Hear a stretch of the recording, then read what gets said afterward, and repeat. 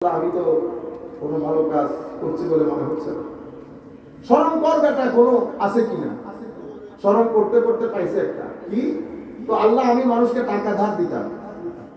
আমি আমার কালেক্টরকে যখন টাকা কালেক্ট করার জন্য পাঠাইতাম, তাকে বলতাম কোনো গরিব হলে মিসকিন হলে খবরদার জোর জবরদস্তি করিস না, তাকে সময় দিস, সে তার সময় মতো করে দিতে পারে।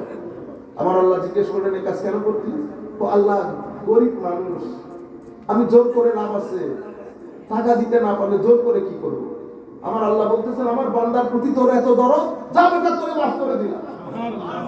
এতগুলো গুনাহ নিয়ে আমার আল্লাহ আল্লাহর কোর্টে মাফ করে দিয়েছেন। আছে কোন মায়ের ছেলে জিজ্ঞেস করেন আল্লাহ মাফ কেন করলেন? এটা একটা ঘটনা। আমি কয়েকটা এগুলাকে বলে ডেমনস্ট্রেটিভ ইনসিডেন্ট।